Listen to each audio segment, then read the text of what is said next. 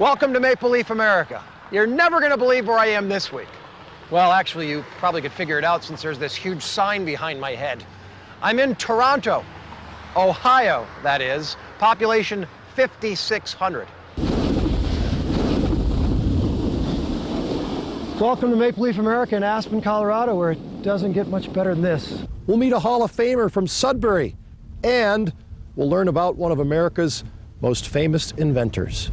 It's all ahead on this Florida edition of Maple Leaf America.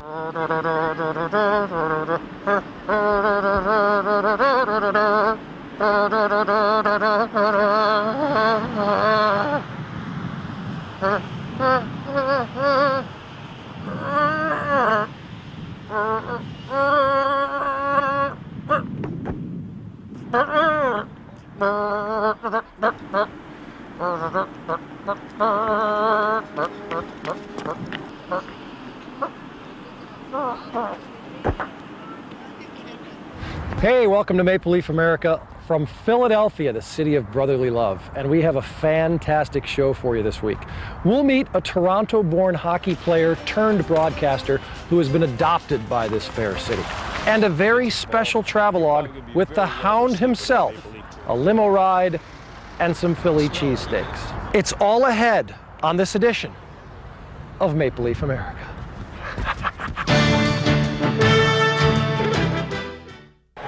Welcome back to the city of brotherly love.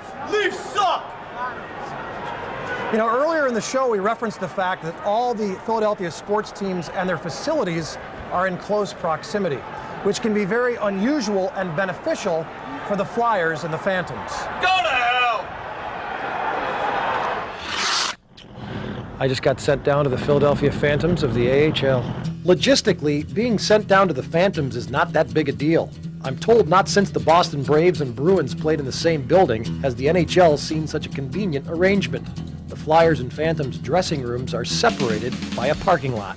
Well, it's really easy for us to keep a handle on everything with the American League team. That's good.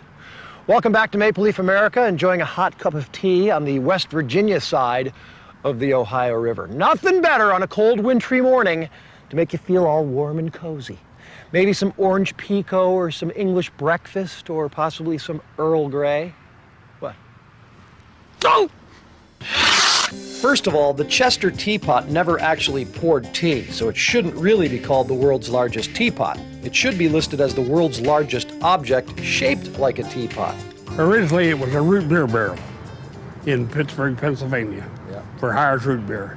They went up and cut it in two just like a boat, brought it down and put it back together. And a man by the name of Kell had a tin shop. He put the spout and the handle on it at the top. And they set it up down there as an artware stand. Once, the teapot sat abandoned for about 12 years.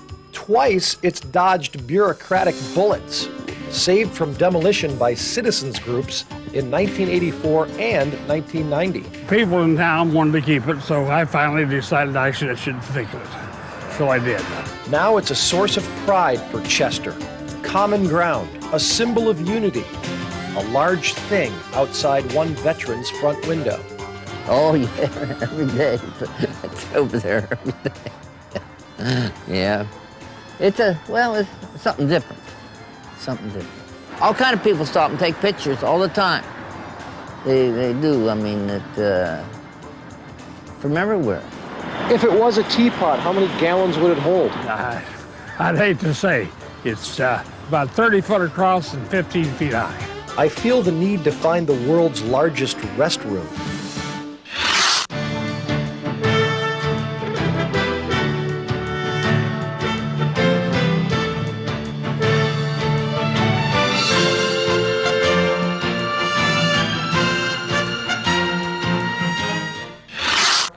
Now that's what I call Americana.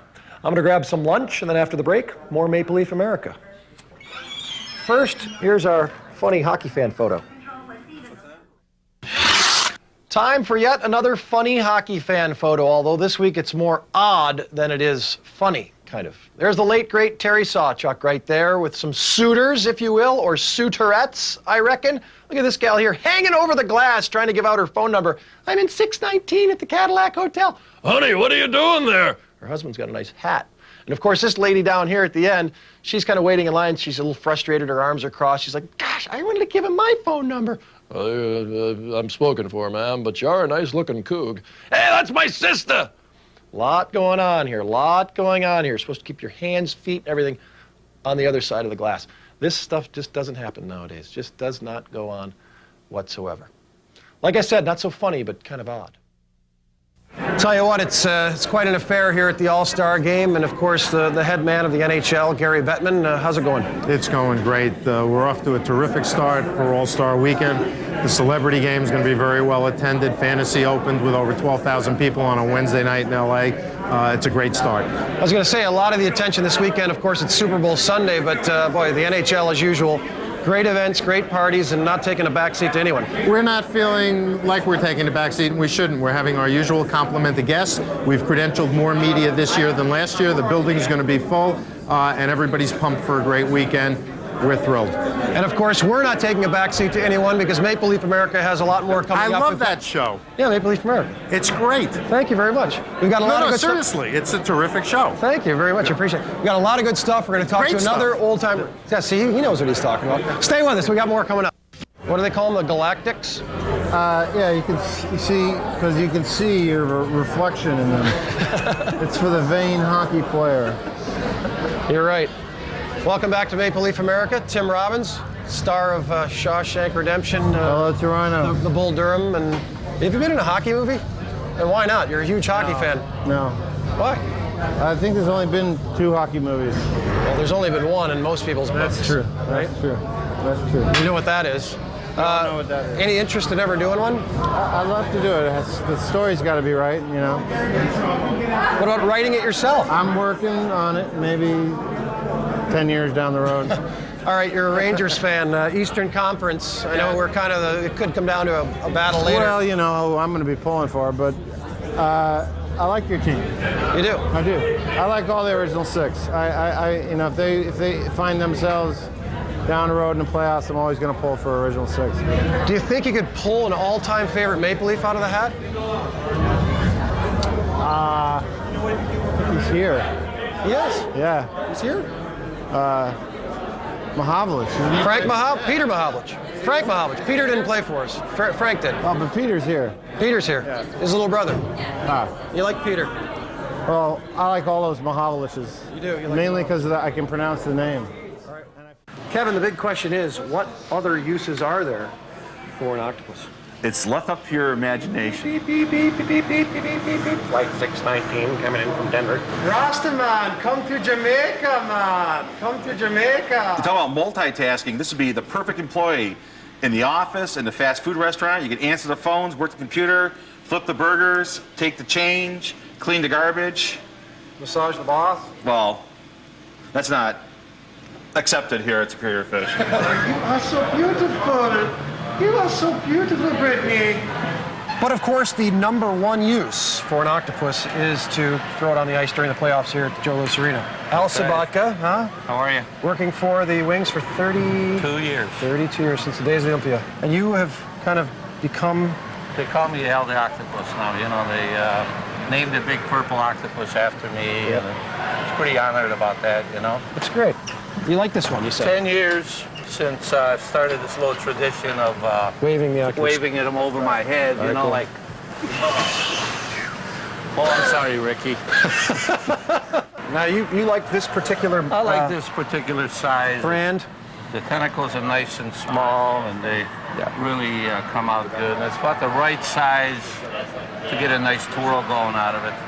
Good stuff. We'll hold this here. Wave goodbye with it. Yeah. Because we're going to a little timeout here. Bye-bye. Hey, you know where we're going when we come back? We're going to hell. Are we? Why? Yeah, you're asking the wrong guy. Why? Well, I just know that's where we're going. And we're not going in a handbasket. We're No. going in a rental car. Okay. Well, it's finally happened. I'm officially in hell. And I've got my friend Bill here. You live in hell. I live in hell. You do? How's that going? It's going just fine. You want to give us a tour? I can give you a little bit of a tour. It won't take very long. the ice cream shop over here, and then you have the party store up here next to that, and you got Handyman Jerry's over here across the street. Yeah, I was gonna say, what's this behind us? It's the Dam Site Inn. It's kind of a neighborhood get-together place. Family dining and spirits. How long have you been coming to hell? I've been coming to hell for about 42 years. Really? Yeah. You know the place pretty well. Yeah, I live right down the road here, about 4 miles. What's the best part about hell? Just being hell, you can do what you want. So hell's really not that bad. No. Everybody has a good time. Can we shit on television? Sure we can. Come on, let's do some cussing. Let's go around the room and get everybody to cuss a little bit for us. Is there a mayor of hell? There is a mayor of hell. He's not here right now. Yeah, he's serving time? Yeah. Is he? Yeah. You're the waitress from hell? Yes, I am. The waitress from hell. What's your name? Liz Sahotsky. Say it again? Liz Sahotsky. Can you spell that for us? Yeah. Go ahead. Sahutsky. Must have been hell growing up. It was. What does it mean being the waitress from hell? Are you really mean to customers? No, actually, I'm pretty nice to them. We just don't make any apologies if we're out of food or if we're out of ice. How much does property go for in hell? Boy, that's a hell of a question. Who's the smart ass who named this place hell? Well, I don't remember his name. Right, but he just did it for fun? Yeah. Check this out. Our camera guy, see the microphone I'm using? Look at this thing. Have you ever seen anything like this in your life? Look at it. Look at that. What is this? What kind of rig is that? Well, you know, there's these some mics you clip on like this, right? We have those, but that's kind of stupid. I'd have to go like this and hold it like this. And then we have the ones that are like a stick mic and it says Leafs TV on it, but we forgot that because, you know, well, we're in hell, so things go wrong. It looks like hell. And now it does look like hell. So this is our microphone in hell. Microphone from hell. Good job, Tom.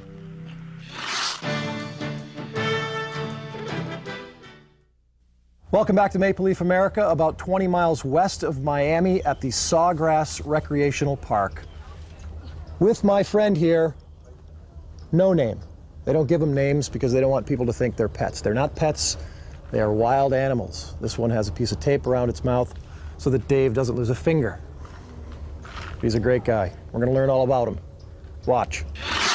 Welcome back to Maple Leaf America on the set of the USA's #1 hardcore hockey program. Well, it's actually the USA's only hardcore hockey program.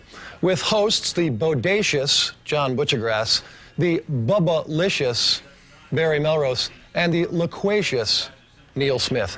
It is the NHL tonight. Hey, next week we've got a good show for you on Pepsi Break Time with the Idaho Sneakers right here from the Bank of America Center. So join us for that. We'll have all of it for you, and we're looking forward to it gratuitously. I gotta go. Life is truly wonderful under the sea.